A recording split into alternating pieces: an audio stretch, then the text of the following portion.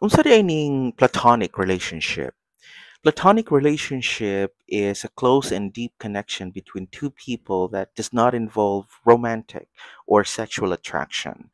The word comes from the Greek philosopher Plato, who discussed the idea of love that goes beyond physical attraction and is instead based on the meeting of minds, mutual respect, and shared values.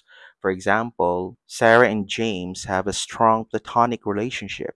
They treat each other like siblings. Lig-on kaayo ang platonic relationship nila Sarah ug James. Murag gid sila igsuon. Totally platonic relationship. Ang word nga platonic kay wala ni siya'y direct nga native Tagalog, Bisaya o Cebuano nga translation. Sa pang-adlaw-adlaw nga pakigistorya nato mga Pilipino, hulamon ra nato ni siya nga term, English term. O moingon lang ta og platonic relationship. Pero pwede nato ipasabot kung unsa ning platonic relationship. Pagpanaghigala nga walay sagol nga romansa or friendship without romance, putli nga panaghigalaay or pure friendship. Panaghigalaay nga walay sagol nga romantic nga pagbati or friendship without romantic love. Platonic relationship.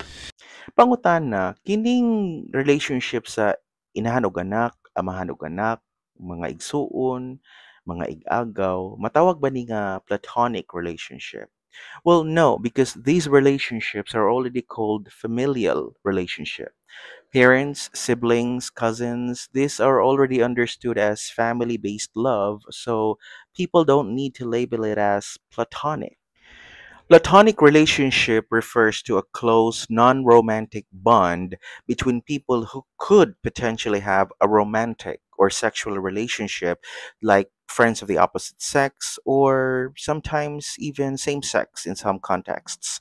It emphasizes the absence of romance.